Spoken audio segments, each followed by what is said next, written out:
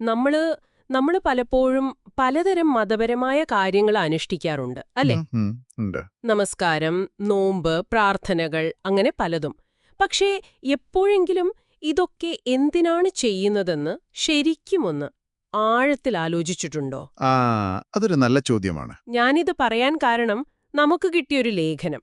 അതിൽ പറയുന്നത് ഈ ചെയ്യുന്ന അനുഷ്ഠാനങ്ങൾക്കൊക്കെ പിന്നിൽ ശരിക്കും ഒറ്റ ലക്ഷ്യമേ ഉള്ളൂന്നാണ്. ഓ, അതെന്താണ്? അതെന്താണെന്നല്ലേ? സ്വന്തം ആത്മാവിനെ ശുദ്ധീകരിക്കുക, സംസ്കരിക്കുക എന്നത്. ആന്തരിക ശുദ്ധീകരണം. അതെ. ഈ ലേഖനം ഒരു പടി കൂടി കടന്നു പറയുന്നുണ്ട് അങ്ങനെ. ആത്മാവിനെ ശുദ്ധീകരിച്ചവർ അവർക്കേ യഥാർത്ഥത്തിൽ വിജയമുള്ളൂ എന്ന്. ശരിയാണ്. അല്ലാത്തവരൊക്കെ ഏതാണ്ട് നഷ്ടത്തിലാണത്രേ. അപ്പൊ ഇത് ശരിക്കും ഇൻട്രസ്റ്റിംഗ് അല്ലേ? തീർച്ചയായും. ആ ഒരു പോയിന്റിലാണ് ഈ ലേഖനം മുഴുവൻ ഊന്നൽ കൊടുക്കുന്നത്. നമ്മുടെ ഉള്ളിലെ ശുദ്ധീകരണത്തില്. പുറമേയുള്ള കാര്യങ്ങളല്ല പ്രധാനമെന്നാണോ? അല്ല, പുറമേ കാണുന്ന കർമ്മങ്ങളും അനുഷ്ഠാനങ്ങളും ഒക്കെ ആവശ്യമാണ്. പക്ഷേ അവയുടെ എല്ലാം അവസാനം നമ്മൾ എത്തേണ്ട ലക്ഷ്യം അത് ഈ ആത്മസംസ്കരണം തന്നെയാണെന്ന് ലേഖനം അടിവരയിടുന്നു. മനസ്സിലായി. ഇനി ഏതെങ്കിലും ഒരു അനുഷ്ഠാനം ഈ ലക്ഷ്യത്തിലേക്ക് നമ്മളെ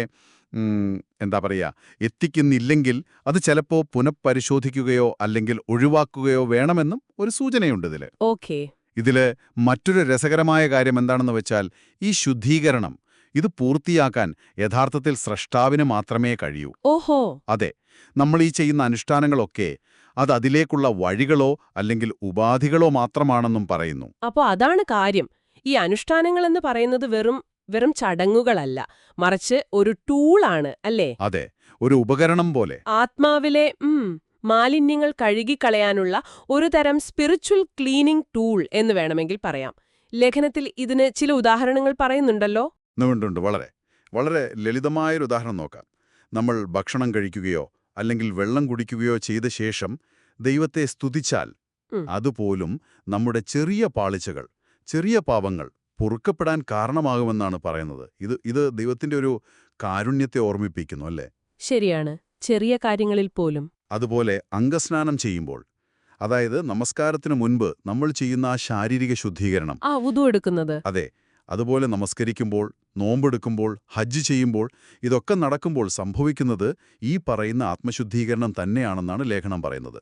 ഓരോ കർമ്മത്തിനും അതിൻ്റേതായ ഒരു ശുദ്ധീകരണ ശക്തിയുണ്ട്. അംഗസ്നാനം എന്ന ശാരീരിക ശുദ്ധീകരണം പോലും ആന്തരിക ശുദ്ധീകരണവുമായി കണക്റ്റഡ് ആണ് എന്നത് അതൊരു നല്ല പോയിന്റാണ്. വേറെ കുറച്ചുകൂടി ശക്തമായ ഉദാഹരണങ്ങൾ എന്തെങ്കിലുമുണ്ടോ? ഏറ്റവും ശക്തമായ ഒരെണ്ണം ഒരുപക്ഷെ ജനാസ നമസ്കാരത്തെക്കുറിച്ചുള്ള പരാമർശമാണ്. മരിച്ച വ്യക്തിക്ക് വേണ്ടിയുള്ള പ്രാർത്ഥന, അല്ലേ? അതെ. ആ പ്രാർത്ഥനയിൽ ഒരു ഭാഗമുണ്ട്. മരിച്ചയാളുടെ പാപങ്ങളെയും തെറ്റുകളെയും മഞ്ഞുകൊണ്ടും ആലിപ്പഴം കൊണ്ടും പിന്നെ തണുത്ത വെള്ളം കൊണ്ടും കഴുകി ശുദ്ധീകരിക്കണമെന്ന്. ഓ. ഇത് വളരെ വ്യക്തമായിട്ട് പറയുന്നുണ്ട്. പാപങ്ങളിൽ നിന്ന് ശുദ്ധമായ ഒരു ആത്മാവിന് മാത്രമേ ദൈവത്തിന്റെ അടുക്കൽ ഒരു സ്വീകാര്യതയുള്ളൂ എന്ന്. അപ്പോ പാപമോചനം അതാണ് പ്രധാനം. അതെ, പാപമോചനം നേടുക, ആത്മാവിനെ ശുദ്ധീകരിക്കുക, ഇതായിരിക്കണം നമ്മുടെ ജീവിതത്തിലെ പ്രധാന ലക്ഷ്യം. ഇത് ഇന്നോ ഇന്നലെയോ തുടങ്ങിയതല്ല. ആദം നബി മുതൽ ലോകാവസാനം വരെയുള്ള സകല മനുഷ്യരുടെയും ലക്ഷ്യം അത് ഇതുതന്നെ ആവണമെന്നാണ് ലേഖകൻ വാദിക്കുന്നത്. അപ്പോ എല്ലാ അനുഷ്ഠാനങ്ങളുടെയും കാതൽ, കോർ ഇതുതന്നെയാണ്. പക്ഷേ ഒരു സംശയം, എല്ലാവരും ഇത് മനസ്സിലാക്കുന്നുണ്ടോ? ലേഖനത്തിൽ അതിനെക്കുറിച്ച് എന്തെങ്കിലും പറയുന്നുണ്ടോ? അവിടെയാണ് ഒരു പ്രധാന നിരീക്ഷണം വരുന്നത്. ഈ അടിസ്ഥാന യാഥാർത്ഥ്യം, അതായത് ആത്മശുദ്ധീകരണമാണ് പ്രധാനമെന്നത്. അത് മനസ്സിലാക്കാതെ പലപ്പോഴും നിർബന്ധമായതും അല്ലാത്തതുമായ അനുഷ്ഠാനങ്ങളുടെ ആ പുറംചട്ടയിൽ മാത്രം ശ്രദ്ധിക്കുന്ന ഒരുപാട് പേരുണ്ട് എന്ന് ലേഖകൻ പറയുന്നു. ഓ ശരി. ചിലപ്പോഴൊക്കെ ഇല്ലാത്ത അനുഷ്ഠാനങ്ങൾ അത് കൃത്രിമമായി ഉണ്ടാക്കുന്നൊരു പ്രവണതയും കണ്ടുവരുന്നുണ്ട് എന്ന് നിരീക്ഷിക്കുന്നുണ്ട്. ലക്ഷ്യം മറന്ന് ആ വഴിയിൽ മാത്രം ശ്രദ്ധിക്കുന്നു എന്ന പോലെ. അതെ, ലക്ഷ്യം മറന്ന് മാർഗത്തിൽ മാത്രം ശ്രദ്ധ കേന്ദ്രീകരിക്കുന്നൊരവസ്ഥ. ഓ, അത് ശരിക്കും ചിന്തിക്കേണ്ട ഒരു വിഷയം തന്നെയാണല്ലോ. അപ്പൊ നമ്മൾ എവിടെയാണ് ഇതിൽ നിന്നെത്തുന്നത്? ചുരുക്കത്തിൽ എന്താണ് മനസ്സിലാക്കേണ്ടത്?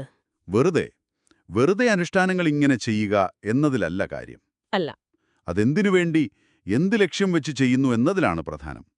ആത്യന്തികമായി ആത്മാവിനെ ശുദ്ധീകരിക്കുക എന്ന ആ വലിയ ലക്ഷ്യം, അതാണ് മുന്നിൽ കാണേണ്ടത്. അതായത് ക്വാളിറ്റി ഓവർ ക്വാണ്ടിറ്റി എന്ന പോലെ. ഒരു തരത്തിൽ അങ്ങനെ പറയാം. ചുരുക്കി പറഞ്ഞാൽ ഈ ലേഖനം നമ്മെ ഓർമ്മിപ്പിക്കുന്നത് ഇതാണ്. മതപരമായ ആചാരങ്ങളുടെ എല്ലാം ഹൃദയം, കാതൽ എന്നത് പുറമേയുള്ള കർമ്മങ്ങളല്ല, മറിച്ച് ഉള്ളിലുള്ള ശുദ്ധീകരണമാണ്. ശരി. പാപക്കറകളില്ലാത്ത സംശുദ്ധമായ ഒരവസ്ഥ. അത് കൈവരിക്കുക എന്നതാണ് ഏറ്റവും വലിയ നേട്ടം. ബാക്കിയുള്ള അനുഷ്ഠാനങ്ങളെല്ലാം അതിലേക്കുള്ള വഴികൾ മാത്രം. ഇത് കേട്ടുകഴിയുമ്പോൾ ഒരുപക്ഷെ ഇത് കേൾക്കുന്ന നിങ്ങൾക്കിങ്ങനെ തോന്നുന്നുണ്ടാവാം, ഈ അനുഷ്ഠാനങ്ങളുടെയൊക്കെ ആത്യന്തിക ലക്ഷ്യം ഈ ആത്മശുദ്ധീകരണമാണെന്ന് തിരിച്ചറിയുന്നത് അത് നിങ്ങളുടെ സ്വന്തം ആചാരങ്ങളെക്കുറിച്ചുള്ള നിങ്ങളുടെ കാഴ്ചപ്പാടിനെ അല്ലെങ്കിൽ മറ്റുള്ളവരുടെ അനുഷ്ഠാനങ്ങളെ നിങ്ങൾ നോക്കിക്കാണുന്ന രീതിയെയോ എങ്ങനെയാവും സ്വാധീനിക്കുക, അല്ലേ? അതൊരു നല്ല ചിന്തയാണ്. വെറുതെ ഒന്ന് ആലോചിച്ചു നോക്കൂ.